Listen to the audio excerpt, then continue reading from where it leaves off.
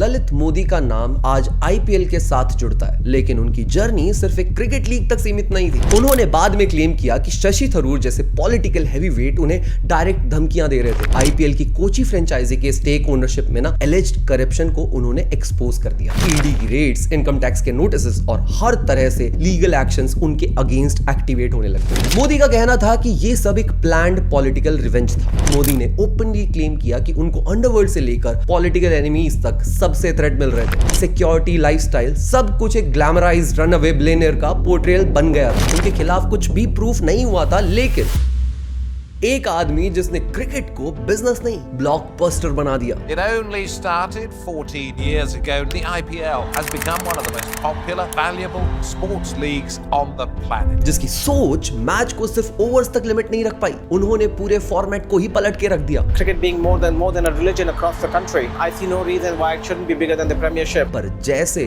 हर कहानी में ट्विस्ट होता है ना, ये वाली कहानी तुम्हें ऑफ स्पिन नहीं डायरेक्ट यॉर्कर देकर सरप्राइज कर देगी। Decks have now been cleared for the BCCI to ban the former IPL chief for life from the board. ये स्टोरी है उस आदमी की जिसने आईपीएल शुरू किया। The man who mixed entertainment and sports in India to build the second largest sports franchisee in the world. और फिर पॉलिटिक्स, पावर और पैसे के चक्रव्यूह में ऐसा फंसा जिसने बीसीसीआई को दुनिया की रिचेस्ट बोर्ड बना दिया, लेकिन खुद बन गया एग्जाइल का सब्जेक्ट। ललित मोदी जैसे कोई बॉलीवुड स्क्रिप्ट जिसमें हीरो गेम बदल देता है लेकिन लास्ट में सिस्टम उसे विलन बना देता है। ये ना कोई फैन बॉय वीडियो नहीं है, ना ही कोई हेट पीस है। सिर्फ एक सवाल है कि ललित मोदी विजनरी था या सिस्टम के लिए एक threat. Some say that you knew this was coming because you have gamed the system. You have contacts in Interpol and they have helped you out on more than one occasion. IPL का godfather था या इस देश की राजनीति का scapegoat. This matter began 6 years ago.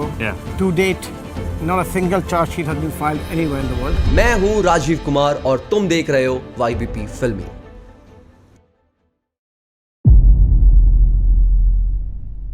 System के खिलाफ एक नाम, ललित मोदी का नाम आज आईपीएल के साथ जुड़ता है, लेकिन उनकी जर्नी सिर्फ एक क्रिकेट लीग तक सीमित नहीं थी, बल्कि उससे कहीं ज्यादा गहरी और लेयर्ड भी थी। उनका इंपैक्ट गवर्नेंस, मीडिया स्ट्रैटेजी और ग्लोबल स्पोर्ट्स ब्रांडिंग तक एक्सटेंड हो चुका था। वो एक बिजनेसमैन, पॉलिटिकल इनसाइडर और सबसे इंपॉर्टेंट एक सिस्टम डिसरप्टर रहे हैं। उनका बैकग्राउंड राजस्थान के एक इन्फ्लुएंशियल मारवाड़ी फैमिली से था। उनकी फैमिली का बिजनेस लेगेसी और सोशल स्टैंडिंग ने ना उन्हें हमेशा हाई प्रोफाइल स्पेसेस में ऑपरेट करने का एक कॉन्फिडेंस दे दिया था। एजुकेशन के लिए ललित मोदी ने यूएस का रास्ता ले लिया था। ड्यूक यूनिवर्सिटीज जैसे प्रेस्टिजियस इंस्टीट्यूट्स में उन्होंने बिजनेस, मार्केटिंग और मीडिया के फंडामेंटल सीखे हैं। यहीं पे उनका इंटरेस्ट ब्रॉडकास्टिंग और ग्लोबल एंटरटेनमेंट इकोसिस्टम में ना डेवलप होने लग गया था। वापस इंडिया आकर उन्होंने मोदी एंटरटेनमेंट नेटवर्क एस्टैब्लिश किया, जिसमें उन्होंने ESPN और डिज्नी जैसे इंटरनेशनल मीडिया जायंट्स की ब्रॉडकास्टिंग राइट्स इंडिया में मैनेज करे। When I brought Disney to India, so Disney was the first foreign direct investment that came into India in the entertainment sector. I brought ESPN into India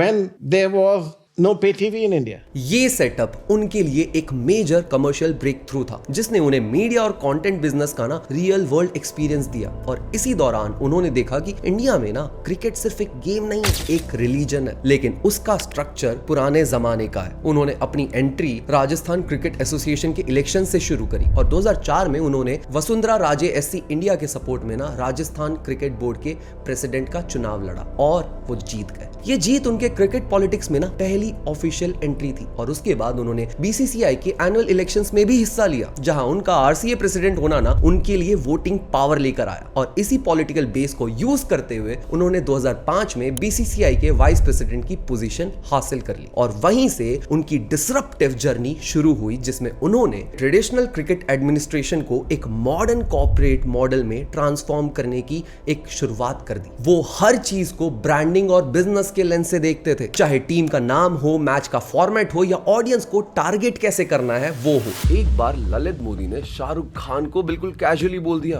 तुझे अपनी खुद की team बनानी चाहिए। और SRK ने बोला, यार मुझे ना क्रिकेट के बारे में कुछ भी नहीं पता। तो ललित मोदी ने ना बस एक लाइन बोली, I said to Shah Rukh, you need to own a cricket team. He says, Lalit bhai, I don't know what cricket is. I thought this is bigger than your film. Ha ha ha. लेकिन कुछ time बाद ना उन्होंने अपनी team बनाई KKR के नाम से, कोलकाता नाइट राइडर्स। बट उन्होंने अपनी टीम क्यों खरीदी? क्योंकि उनका जो विजन था ना वो बहुत बड़ा था। और विजन ना वही होता है जो स्टार्टिंग में तो फनी लगता है लेकिन बाद में लेगेसी बन जाता है। और SRK के नाम के साथ ना एक और लेगेसी जुड़ी हुई है। उनके वो 2 आइकॉनिक परफ्यूम्स, एक परफ्यूम उनकी आइडेंटिटी बन चुकी है और दूसरी उनकी प्रेजेंस बन चुकी है। वैसे ही द मैन कंपनी के पास ना अपने खुद के 2 परफ्यूम्स है, डेस्टिनी एंड होप। दोनों के दोनों नाम ना सिर्फ सिंबॉलिक नहीं है, मतलब फुल ऑन एक्सपेरिमेंटल है। डेस्टिनी जो एक्वाटिक फ्रेशनेस के साथ ना बोल्ड प्रोजेक्शन भी देती है, मतलब कोई पास से ही नहीं दूर से ही फील कर लेता है कि तुमने डेस्टिनी परफ्यूम यूज किया हुआ है। मतलब इस परफ्यूम के टॉप नोट्स इतने स्ट्रॉन्ग है ना कि प्रोजेक्शन पहले ही आ जाता है। मतलब परफ्यूम की स्मेल पहले आती है और इंसान बाद में रूम में एंटर करता है। नो गैस ओनली परफ्यूम, ये परफ्यूम ना उस बंदे के लिए है जो क्राउड में स्टैंड आउट करना चाहता है, जैसे SRK स्टेज पे करते हैं। और होप थोड़ा lighter but long lasting perfume है। मस्की और सिट्रस नोट्स का परफेक्ट ब्लेंड है ये वो परफ्यूम है जो ऑफिस से लेकर डेट तक पूरे दिन सरवाइव करता है बिना रीअप्लाई किए। होप परफ्यूम ना उन लोग के लिए जो कमबैक में बिलीव करते हैं, मतलब जो ना हार के भी विनर बन जाते हैं। तो भाई चाहे तुम IPL टीम के ओनर बनो या फिर मेट्रो में विंडो सीट के लिए लड़ाई करो, परफ्यूम वही लगाओ जो याद रहे। Hope and destiny by the man company. ये SRK के 2 परफ्यूम्स नहीं, तुम्हारे 2 पावर मूव्स है। लिंक तुम्हें नीचे डिस्क्रिप्शन में मिल जाएगा, जाके ट्राई करो क्योंकि फ्रेग्रेंस का मैच जीतने का टाइम आ गया है। उनका विजन था कि क्रिकेट सिर्फ एक स्पोर्ट्स ना रहे बल्कि एक एंटरटेनमेंट प्रोडक्ट बन जाए जो टीवी पर बिकता है, स्टेडियम में एक्सपीरियंस बन जाता है और ग्लोबली सेल किया जा सकता है। उनके पॉलिटिकल कनेक्शंस भी उनके मिशन में काफी काम आए। बीजेपी और कांग्रेस दोनों के टॉप लीडर्स के साथ उनके पर्सनल एंड प्रोफेशनल रिश्ते थे। वो नेटवर्किंग और लॉबिंग में बहुत माहिर थे और उन्होंने अपनी पोजिशनिंग इस तरह की थी कि जैसे वो किसी पार्टी के नहीं है बल्कि पूरे इकोसिस्टम का एक इंटीग्रल पार्ट है। लेकिन उनकी सबसे बड़ी क्वालिटी थी अंदर से फुल कॉन्फिडेंट। वो मीटिंग्स में खुलकर बोलते थे, डिसीजन मेकिंग में एग्रेसिव हो जाते थे और किसी लेगेसी रूल से बिल्कुल भी नहीं डरते थे। उनकी पर्सनालिटी चार्मिंग भी थी और कमांडिंग भी थी, जिसका डायरेक्ट इफेक्ट उनकी इन्फ्लुएंस और रीच पर बहुत पड़ता था। BCCI के अंदर उनका स्टाइल डिसरप्टिव था। वो पुरानी सोच को ओपनली चैलेंज कर देते थे और नए लोगों को नए आइडियाज के साथ सिस्टम में लेकर आते थे। उन्होंने प्लेयर्स ऑक्शन का आइडिया रखा, फ्रेंचाइजी को प्राइवेट ओनरशिप देने का मॉडल प्रपोज किया और रेवेन्यू शेयरिंग स्ट्रक्चर को ट्रांसपेरेंट बनाने की बात तक की, जो पहली बार किसी इंडियन स्पोर्ट्स सेटअप में हो रहा था। 2009 में जब इंडिया में इलेक्शंस थे ना, तो सिक्योरिटी कंसर्न्स की वजह से ना IPL का जो फ्यूचर था ना वो काफी अनसर्टेन सा हो गया था। ललित मोदी ने बिना गवर्नमेंट की परमिशन के ना IPL को साउथ अफ्रीका शिफ्ट कर दिया। ये डिसीजन इतना बोल्ड था कि सिस्टम के कोर लोग भी बहुत शॉक हो गए थे। We moved the IPL to South Africa without government approval. We don't need your approval to move to South Africa. We are a private organization. We're not taking your money. We raise the money ourselves by selling our rights. इस तरह के decisions ने उनको एक visionary बनाया, लेकिन साथ ही साथ उनकी इमेज को एक रोग ऑपरेटर जैसा भी बना दिया था। पुराने एडमिनिस्ट्रेटर्स को लगने लगा कि यार ये बंदा उनकी मोनोपोली तोड़ रहा है। ऑपोजिशन बढ़ने लगा, उनकी बोल्ड स्ट्रैटेजीज को रिस्की बोला गया और ये शुरुआत थी एक ऐसे साइलेंट टसल की जो आगे चलकर उनकी IPL से दूरी का रीजन बन गया। ये एक कोल्ड वॉर थी जिसमें एक तरफ तो इनोवेशन था और दूसरी तरफ था इंस्टीट्यूशन।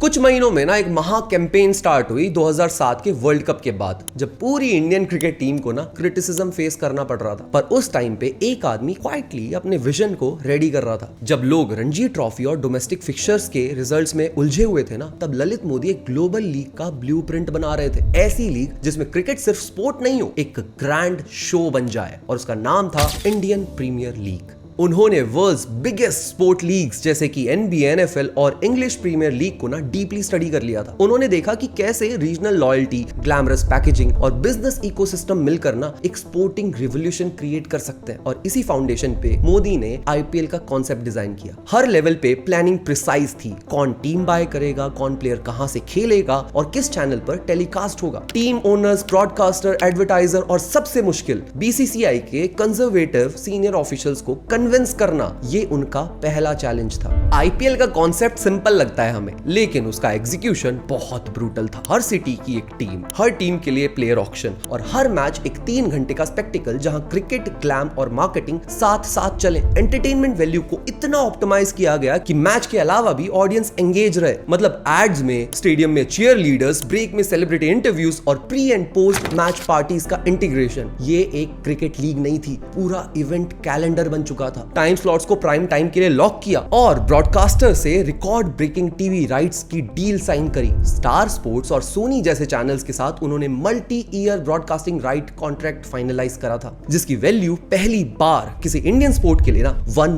बिलियन से ऊपर चली गई थी। जो काम दूसरे बोर्ड्स एक डेकेड में नहीं कर पाए, वो मोदी ने कुछ महीनों में आकर कर दिया। 20 करोड़ से सीधा 2000 करोड़ तक रेवेन्यू ले गए थे वो, और हर डिटेल पे उन्होंने काम किया था, जैसे team names, Jersey colours, brand integration, celebrity ownership, even strategic time outs. Reliance group के मुकेश अंबानी, बॉलीवुड के शाहरुख खान, प्रीति जिंटा और इंडिया के टॉप कॉर्पोरेट जैसे बिजनेस हाउसेस ने ना टीम खरीदी थी। ये ओनरशिप स्ट्रक्चर आईपीएल को एक एलीट लीग बना चुका था, जहां पैसा, पावर और पॉप कल्चर तीनों एक साथ मिल चुके थे। प्लेयर ऑक्शन का फॉर्मेट डिसरप्टिव था। इंडिया के डोमेस्टिक और इंटरनेशनल प्लेयर्स एक ही मंच पर पहली बार बोली लगने वाली थी उन लोगों की, और ये first of its kind experience था इंडियन स्पोर्ट्स हिस्ट्री में। हर फ्रेंचाइजी ने अपनी स्ट्रैटेजी के हिसाब से टीम बनाई और प्लेयर्स के लिए मल्टी कोर कॉन्ट्रैक्ट साइन हुए। सबसे महंगे प्लेयर थे MS धोनी, जिन्हें चेन्नई सुपर किंग्स ने 6 करोड़ में खरीदा था, जिसने इंडियन क्रिकेट में पैसा और प्रेस्टीज दोनों का लेवल ऊपर उठा दिया था। और 2008 का पहला सीजन रिकॉर्ड तोड़ टीआरपी लेकर आया। स्टेडियम सोल्ड आउट हो गए और हर खबर के फ्रंट पेज पर ना आईपीएल का ही जिक्र हो रहा था। हर दूसरे दिन किसी ना किसी सेलिब्रिटी को स्टेडियम में देखना नॉर्मल सा हो गया था। क्रिकेट को एक नई जनरेशन ने अडॉप्ट कर लिया था एज एंटरटेनमेंट,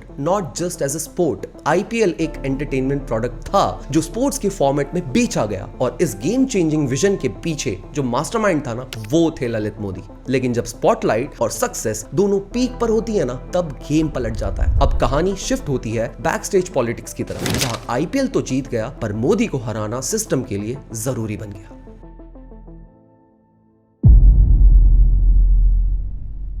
आईपीएल का पहला सीजन एक ऐसा टर्निंग पॉइंट था जिसमें हर स्टेक होल्डर ने अपना जैकपॉट तो जीत लिया था। स्पॉन्सर्स के लिए आईबॉल्स थी, ब्रॉडकास्टर्स के लिए रिकॉर्ड ब्रेकिंग टीआरपीज थी और फैंस के लिए नॉन स्टॉप एंटरटेनमेंट था। पर जब एक इंडिविजुअल किसी सिस्टम के अंदर इतनी तेजी से इन्फ्लुएंस बिल्ड कर रहा होता है ना, तो वो सिस्टम खुद ही उसे न्यूट्रलाइज करने की प्लानिंग कर लेता है, क्योंकि सिस्टम कभी भी किसी एक इंडिविजुअल से कंट्रोल नहीं होना चाहता। बीसीसीआई के कॉरिडोर्स में ना ब्लाइंड गॉसिप्स चलने लग गई थी। मतलब ललित मोदी आईपीएल के आर्किटेक्ट थे, लेकिन उनका पर्सोना एक नॉर्मल क्रिकेट ऑफिशियल से कहीं ज्यादा बड़ा बन चुका था। वो हर प्रेस कॉन्फ्रेंस में डोमिनेट करते थे, बोर्ड मीटिंग्स में सेंटर ऑफ ग्रेविटी बन जाते थे, और उनकी प्रेजेंस से मीडिया में सुनामी आ जाती थी। ये पॉपुलैरिटी जितनी बड़ी थी ना, उनकी कमजोरी भी उतनी ही ज्यादा एक्सपोज होने लग गई। जब तक आईपीएल सिर्फ पैसे कमा रहा था ना, सब मोदी के साथ थे, लेकिन जब मोदी स्पॉटलाइट लेने लगे तो ऑपोजिशन भी ना शेप चेंज करने लग गई थी। 2009 के जनरल इलेक्शंस के टाइम पर ना, जब सिक्योरिटी कंसर्न्स बढ़ने लग गई, तो बीसीसीआई कंफ्यूज थी कि आईपीएल का सेकंड सीजन कैंसिल करते हैं या फिर डिले कर दें। यहां मोदी ने ना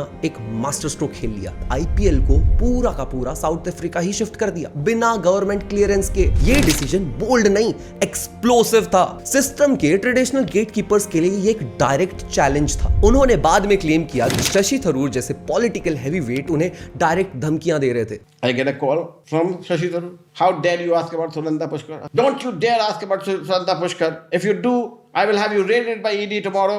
You'll be taken by income tax and we will jail you. IPL की कोची फ्रेंचाइजी के स्टेक ओनरशिप में ना एलिज्ड करप्शन को उन्होंने एक्सपोज कर दिया था, जिसका डायरेक्ट नुकसान शशि थरूर के क्लोज एसोसिएट्स को हो रहा था। इसी एक्ट ने पॉलिटिकल बैकलैश का डोर खोल दिया। ईडी की रेड्स, इनकम टैक्स के नोटिसेस और हर तरह से लीगल एक्शंस उनके अगेंस्ट एक्टिवेट होने लग गए। बीसीसीआई के अंदर भी उनका ग्राउंड ना वीक होने लग गया था। पहले जो उनके सपोर्ट में थे, वो भी अब सेफ रहने के लिए तड़ी पार वाली पोजीशन में चले गए थे। इंटरनल मीटिंग्स में उनके सजेशंस को ब्लॉक किया जा रहा था। मतलब वो इंसान जो कल तक आईपीएल का फेस था, अब एक कंट्रोवर्सी का सेंटर बन चुका था। मोदी के खिलाफ टोटल 22 एलिगेशंस फाइल किए गए थे। इनमें था financial mismanagement, favouritism, broadcasting rights में इरेगुलरिटीज और उनका पर्सनल कंडक्ट। ये वही दौर था जब उन्होंने कोची फ्रेंचाइजी के ओनरशिप स्ट्रक्चर को लेकर ना सवाल उठा दिए थे और कहा था कि ट्रांसपेरेंसी के नाम पर असली स्टेक होल्डर को ना छुपाया जा रहा है। मोदी का कहना था कि ये सब एक प्लान्ड पॉलिटिकल रिवेंज था, क्योंकि उन्होंने उन लोगों के फाइनेंशियल और पर्सनल इंटरेस्ट को सबके सामने एक्सपोज कर दिया था जो पहले तक सिर्फ क्लोज डोर डील्स और कॉन्फिडेंशियल डॉक्यूमेंट्स में छुपे हुए थे। और जब उन्होंने ये सब पब्लिक डोमेन में उठाया तो पूरा सिस्टम उन्हीं के खिलाफ स्ट्रैटेजी बनाने लग गया। जब किसी नैरेटिव को बार बार रिपीट किया जाए ना तो वो सच बन जाता है। यही मोदी के साथ हुआ। मीडिया ट्रायल्स, पब्लिक परसेप्शन और इंस्टीट्यूशनल साइलेंस ने ना उनकी इमेज डैमेज कर दी थी। उनके खिलाफ कुछ भी प्रूफ नहीं हुआ था, लेकिन उनको सिस्टम से ही हटा दिया गया था। इस चैप्टर में सबसे इंपॉर्टेंट चीज ये समझना है कि इंडिया में ना क्रिकेट सिर्फ बैट और बॉल का गेम नहीं है। ये एक $1 बिलियन पावर स्ट्रक्चर है जिसमें हर स्टेक पॉलिटिकल होता है। और ललित मोदी ने उस पावर स्ट्रक्चर को एक नए तरीके से चैलेंज किया, बिना किसी पॉलिटिकल बैकिंग के, सिर्फ अपने दम पर।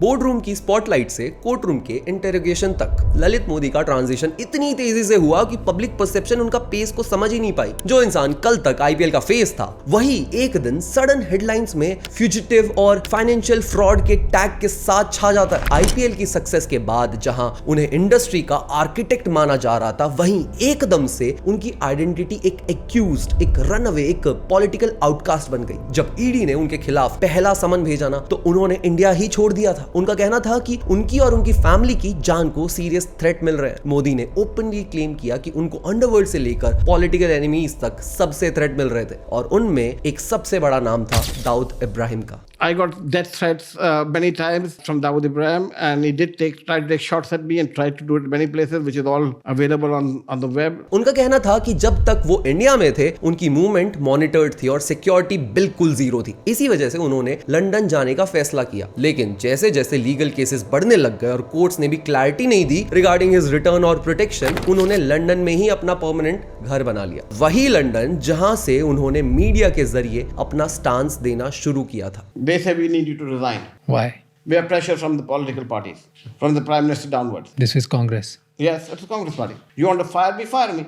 But I will not resign. What did I do wrong? I exposed Sulanda Pushkar. What is I doing wrong? पर इंडिया में ना अलग नैरेटिव बिल्ड हो चुका था तब तक। ये कोट्स उनकी फाइटिंग एटीट्यूड को ना रिफ्लेक्ट करते हैं। मतलब एक ऐसा इंसान जो पब्लिक परसेप्शन से नहीं, सिर्फ अपनी सच्चाई से लड़ता है। पर सिस्टम में ना जब पॉलिटिक्स मीडिया से हाथ मिला लेता है ना, तो इमेज का कंट्रोल खुद के हाथ में ही नहीं होता। मोदी का स्टैंस हमेशा क्लियर था। उन्होंने बोला कि उनके खिलाफ जितने भी चार्जेस हैं, उनमें कोई भी कन्विक्शन नहीं हुआ है। सब कुछ पॉलिटिकल प्रेशर और सिलेक्टिव टारगेटिंग का रिजल्ट था। उन्होंने बार बार ये चीज हाईलाइट की है कि ये पूरा सागा यूपीए सरकार के दौरान हुआ, जहां ईडी, इनकम टैक्स, जितनी भी एजेंसीज थी ना, उनके खिलाफ एक्टिवेट हो गई थी। कांग्रेस लेड गवर्नमेंट के टाइम पर उनको सिस्टमैटिकली आइसोलेट कर दिया गया, जहां उनका विजन तो आईपीएल के नाम पर कंटिन्यू हुआ, पर उनका क्रेडिट और कंट्रीब्यूशन उसको इरेज कर दिया गया। मीडिया चैनल्स ने उनके लंदन के हाई प्रोफाइल लाइफस्टाइल को ना हाईलाइट करते हुए उनकी इमेज एक भगौड़े, टैक्स इवेडिंग सेलिब्रिटी जैसी बना दी थी। उनका रेसिडेंस, सिक्योरिटी, लाइफस्टाइल सब कुछ एक ग्लैमराइज्ड रनअवे बिलियनियर का पोर्ट्रेयल बन गया था, जहां ग्राउंड रियलिटी से ज्यादा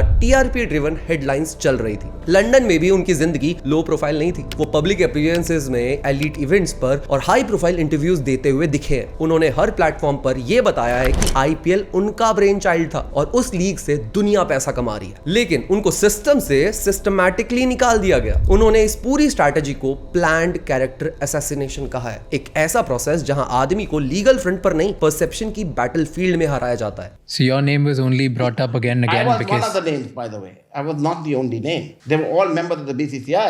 But do you recognize Mr. Pandav? No. Do you recognize XYZ? Srinivasan was there a little bit. Mr. Bindra's name, nobody would recognize those names. Whose name was there? Lalit Modi. So who blasted as Lalit Modi? FEMA case against BCCI, Lalit Modi. It's Lalit Modi. Modi के खिलाफ ED, income tax और BCCI के multiple inquiries file हुई हैं, पर अब तक किसी में भी क्लियर क्रिमिनल कन्विक्शन हुआ नहीं है। इन इंक्वायरीज का ज्यादा हिस्सा यूपीए गवर्नमेंट के टेन्योर में एक्टिवेट हुआ था, जब कांग्रेस सरकार के अंडर सेंट्रल एजेंसीज ने उनके अगेंस्ट फुल फ्लेज्ड एक्शन ले लिया था। लेकिन उनकी पब्लिक इमेज को वापस बनाना अब ऑलमोस्ट ऑलमोस्ट नामुमकिन हो चुका था। जब सिस्टम एक नैरेटिव बना देता है ना, तो सच सिर्फ एक हल्की सी लाइन बन के रह जाती है जिसे कोई भी नहीं देखता है। इस चैप्टर का असली सवाल यह है कि क्या ललित मोदी ने सच में रूल्स तोड़े थे, या फिर उन्होंने वो रूल्स चैलेंज किए जो हमेशा से कुछ चुनिंदा लोगों के बेनिफिट के लिए बनाए गए थे। और अगर उन्होंने चैलेंज भी किया तो क्या उनका एग्जाइल एक पनिशमेंट था या सिस्टम से निकालने का एक organised excuse.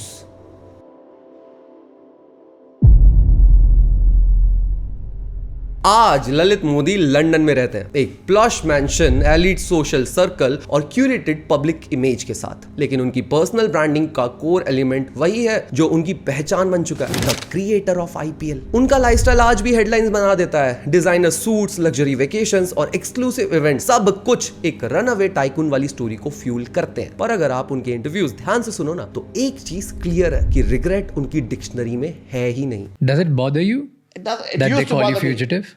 They call me and what they want. I know what I am. My friends know who I am. Modi बार बार ये पॉइंट उठाते हैं कि उन्होंने आईपीएल बनाया और सिस्टम ने उनका आइडिया तो रखा ही, पर उस आइडिया से उनका नाम मिटा दिया। उनका मानना है कि उनका एग्जाइल किसी लीगल ग्राउंड पर नहीं, परसेप्शन गेम पे बेस्ड था और वो गेम उन्होंने एक्सेप्ट कर लिया। लेकिन हार नहीं मानी अब तक। उनके इंटरव्यूज में एक चीज नोटिसेबल है, वो खुद को विक्टिम के रूप में नहीं दिखाते हैं, एक डिसरप्टर के रूप में प्रेजेंट करते हैं। वो कहते हैं कि उन्होंने क्रिकेट को बेचा नहीं था, उसे री इन्वेंट किया था। और उनका बिगेस्ट दर्द ये नहीं है कि उनको आईपीएल से निकाला गया, बल्कि ये है कि उस लीग को आगे ले जाने का विजन उनसे छीन लिया गया। आज भी वो इंडियन क्रिकेट को क्लोजली फॉलो करते हैं। उन्होंने एक जगह ये भी बोला कि अगर सिस्टम उन्हें अलाउ करे तो वो आज भी किसी नए फॉर्मेट के साथ वापस आना चाहेंगे। आईपीएल के बारे में उनका कहना है, it's still my league, I built it. जो मीडिया उनको फ्यूजिटिव बनाकर दिखाती है, उसी मीडिया को वो कामली आंसर देते हैं, नंबर्स, फैक्ट्स और स्ट्रैटेजी के थ्रू। वो अपने ऊपर बने नैरेटिव्स का जवाब लॉजिक से देते हैं, ना कि इमोशनल आउटबर्स्ट से देते हैं। और इसी कंट्रोल डिलीवरी में उनका पीआर गेम हमें दिखता है, केयरफुली crafted but entirely